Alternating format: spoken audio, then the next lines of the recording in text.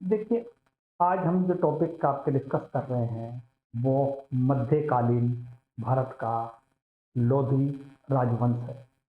जितने भी MCQ question हैं, वो सारे लोधी राजवंश पर ही आधारित है। ये चैनल देखिए हमारा जो है, आपका सिविल सर्विस, प्रांतीय civil service, PCSJ, RO, ARO, अन्य एग्जामों के लिए समर्पित चैनल है या संस्थान है। देखिए, इसके अंतर्गत प्रथम जो क्वेश्चन है वो है, देखिए आपका, निम्नलिखित में से किसने अरब, फारस और एशिया में विद्वानों को आमंत्रित किया। यानी इसमें बताना है किसने, मतलब जो है, अरब, फारस और एशिया से विद्वानों को आमंत्रित किया था। उस लोधी वंश का राजा का नाम बताना है। देखिए, ऑप्शन है ए बलबन, बी अलाउद्दीन खिलजी, सी मोहम्मद बिन तुगलक, डी सिकंदर लोधी। तो आंसर बना आपका डी सिकंदर लोधी। अब देखिए, सिकंदर लोधी शिक्षित और विद्वान शासक था। वह फारस भाषा का ज्ञाता था और वह गुलरुखी उपनाम से फारसी कविता लिखता था। कौन सी? गुलरुखी नाम से फारसी में कविता लिखता था। वह विद्वानों का सम्मान करता था और उन्हें संरक्षण प्रदान करता था। उन्हें शिक्षा में सुधार के लिए अरब, फारस और मध्य एशिया के विद्वानों को आमंत्रित करता था या किया था। देखिए, आंसर बना इसका सिकंदर लोधी। नेक्स्ट क्वेश्चन, महाराणा सांगा ने इब्राहिम लोधी को किस युद्ध में परास्त किया? यानी कि महाराणा सांगा ने इब्राहिम लोधी को कौन सी युद्ध में हराया या परास्त किया? ए खतौली का युद्ध, बी सारंगपुर का युद्ध, सी सिवान का युद्ध, डी खानवा का युद्ध। देखिए, आंसर बनेगा खतौली का युद्ध। आंसर बना है हमारा ए। अब देखिए, इब्राहिम लोधी लोधी वंश का जो है शासक सिकंदर लोधी का पुत्र था। वहीं पर देखिए, अगर हम बात करते हैं उसकी, यानी सिकंदर लोधी की मृत्यु के बाद 1517 ईस्वी में दिल्ली की राजगद्दी पर इब्राहिम खान लोधी बैठा। 1517 और 18 के बीच में इब्राहिम लोधी व मेवाड़ के राजा राणा सांगा के मध्य खतौली का युद्ध यानी घटोली का युद्ध हुआ, जिसमें इब्राहिम खान लोधी की पराजय हुई थी। और इब्राहिम खान लोधी ने कहा था कि राजा का कोई सगा संबंधी नहीं होता। बहुत बार क्वेश्चन आया है आपका, ये किसने कहा था कोटेशन? राजा का कोई सगा संबंधी नहीं होता है। 21 अप्रैल 1526 ईस्वी को पानीपत के प्रथम युद्ध में जहरुद्दीन बाबर और इब्राहिम लोधी के मध्य हुआ था। यानी पानीपत का प्रथम युद्ध की बात हो रही है। इस युद्ध में इब्राहिम खान लोधी पराजित हुआ और वह रणभूमि में ही मारा गया था। तारिक ए इब्राहिम लोधी ने, तारिक ए जहाजिनी के लेखक नियामतुल्लाह के अनुसार युद्ध मैदान में मरने वाला वह दिल्ली सल्तनत का प्रथम सुल्तान था। पानीपत के युद्ध में इब्राहिम खां के साथ मरने वाला ग्वालियर का शासक विक्रमजीत भी था। देखिए, इसमें देखिए, जो ध्यान दीजिए, मैं बात बताई, इसमें कई सारे से क्वेश्चन आगे आपके जो है कि जो आपको सही कर रहे हैं। तो आंसर बना खतौली का युद्ध। नेक्स्ट, दिल्ली की राजगद्दी पर अफगान शासक के शासन का निम्नलिखित में से कौन एक सही क्रम है? देखिए, दिल्ली की राजगद्दी पर अफगान शासकों का जो शासन है वो बताना है आपका कौन सा क्रम सही है। और देखिए आते हैं, देखिए, ए सिकंदर इब्राहिम खान लोधी बहलोल खान लोधी, बी सिकंदर शाह बहलोल लोधी इब्राहिम लोधी, बहलोल खान लोधी सिकंदर शाह इब्राहिम लोधी। देखिए, आंसर बनेगा इसका सी। सी बन जाता आंसर। ध्यान से देखिए आप जो है, देखिए, दिल्ली की राजगद्दी पर अफगान शासक या अफगान शासकों के शासन का जो सही क्रम है वो क्या है? देखिए, सबसे पहले बहलोल लोधी, सिकंदर लोधी, इब्राहिम खान लोधी। बहलोल लोधी ने 1451 ईस्वी में अफगान राज्य की स्थापना की थी। उसने 1489 ईस्वी तक शासन किया। उसके बाद 1489 ईस्वी में सिकंदर लोधी सुल्तान बना। और सिकंदर लोधी जो है, मैंने पहले बताया है, गुलरुखी उपनाम से कविता लिखता था। उसने 1517 ईस्वी तक शासन किया। फिर इब्राहिम लोधी ने 1517 से 1526 तक जो है शासन किया। पानीपत का जो प्रथम युद्ध है वो 1526 ईस्वी में बाबर की या बाबर द्वारा पराजित होने के बाद इब्राहिम खान लोधी के साथ साथ लोधी वंश का साम्राज्य भी समाप्त हो गया। देखिए, अगर हम बात करते हैं इन तीनों का जो शासनकाल था, बहलोल लोधी का जो शासनकाल था वो 1451 से लेके 1489 79 था, 89। और सिकंदर लोधी का जो था 1489 से 1517 तक था। वहीं पर इब्राहिम खान लोधी का 1517 से 1526 ईस्वी तक। देखिए, आंसर बना इसका हमारा सी। नेक्स्ट, आगरा शहर की स्थापना किसने की?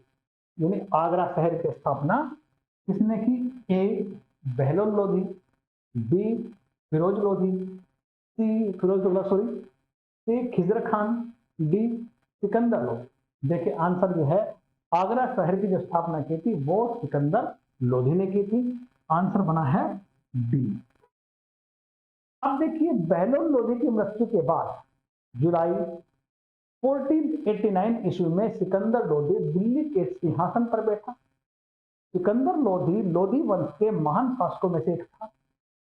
सिकंदर ने 1504 ईस्वी में यमुना के किनारे, यानी यमुना नदी के किनारे आगरा नामक नवीन नगर या शहर बसाया था।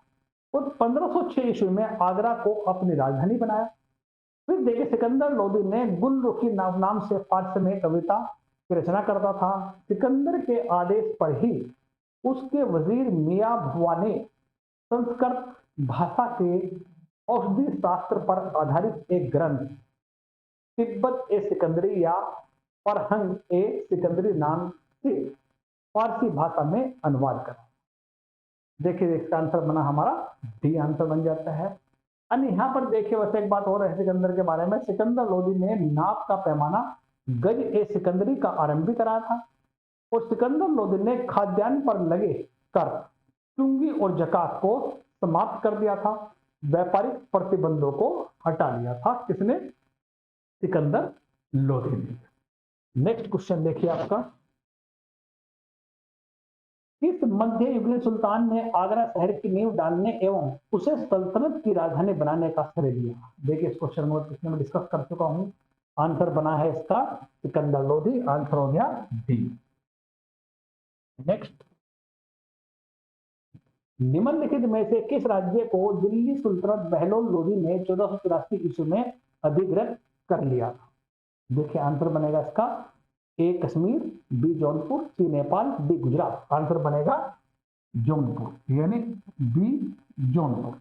देखिए, जौनपुर को दिल्ली के सुल्तान बहलोल लोधी ने 1484 में अधिग्रहित कर लिया था। तो आंसर बना इसका बी।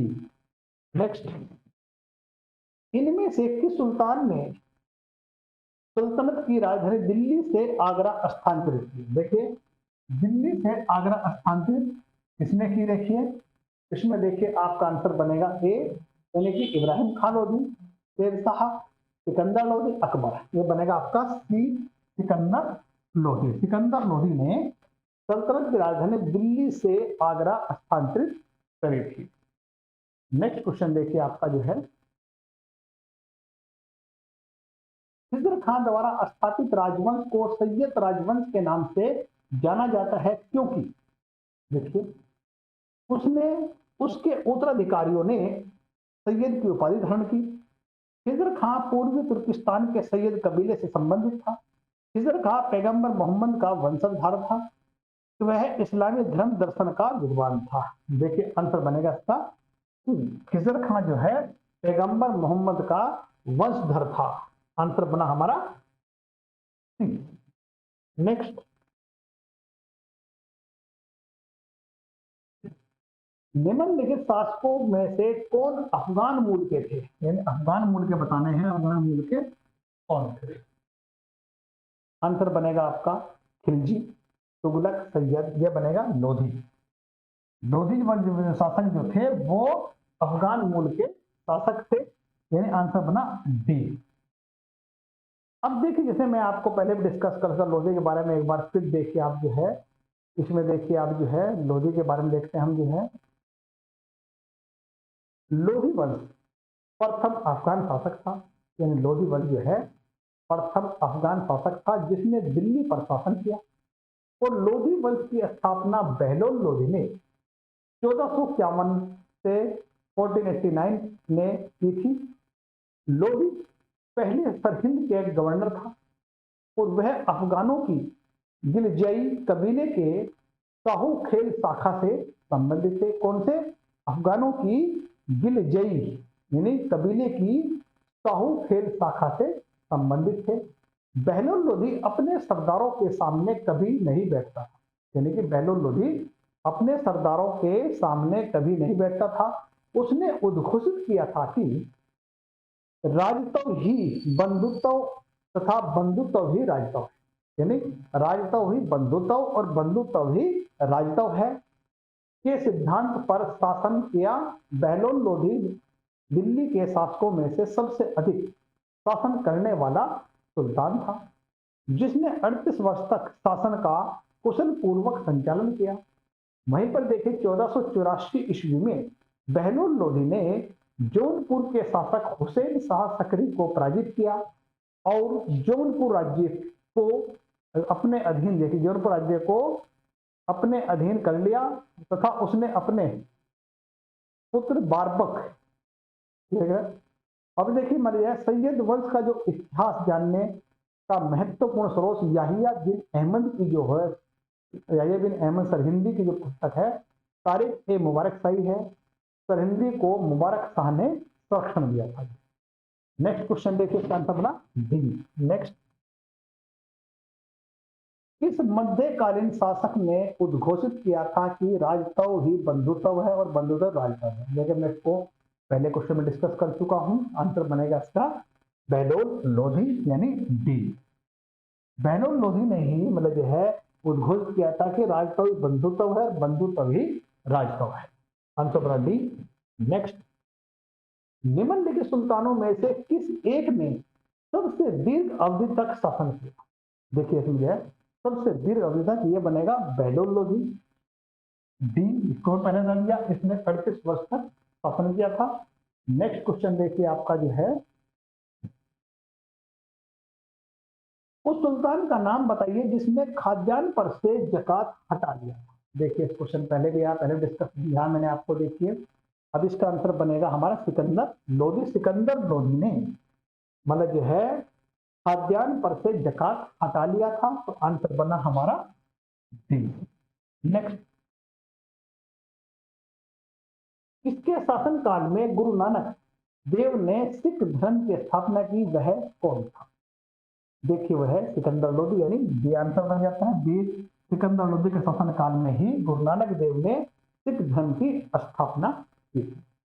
सिख गुरु नानक जो है भक्ति आंदोलन, यानी गुरु नानक जो है 1469 से 1539 का समय था इसका। देखिए वहीं पर देखिए गुरु नानक भक्ति आंदोलन के एक सर्वश्रेष्ठ संत थे, जिनका जन्म 15 अप्रैल 1469 में पंजाब के गुजरावाले जिले के तलवंडी यानी ननकाना साहिब नामक गांव में हुआ था। 18 वर्ष की आयु में इनका विवाह हुआ और इनके 2 पुत्र थे। नानक ने सिकंदर लोधी के शासनकाल में यानी कि 1489 से 1517 में सिख धर्म की स्थापना की। आंसर बना हमारा बी। नेक्स्ट देखिए, इनमें से गुलाम वंश का नहीं था। गुलाम वंश बताना देखिए मतलब ये है। अब देखिए गुलाम वंश की अगर हम बात करते हैं वो बलबन, इल्तुतमिश, कुतुब ऐबक, ये सब तीनों गुलाम वंश थे। इब्राहिम लोधी नहीं था। आंसर बन गया डी। ये लोधी वंश का शासक है। नेक्स्ट, निम्न में से किसने गुलरुखी उपनाम से अपनी कविता की रचना की? देखिए गुलरुखी कई बार आ चुका है, इसमें बना सिकंदर लोधी। आंसर बना है सी। अब देखिए जो मैं आपका डिस्कस किया उसको ध्यान से देख लीजिए। अब नेक्स्ट टेस्ट में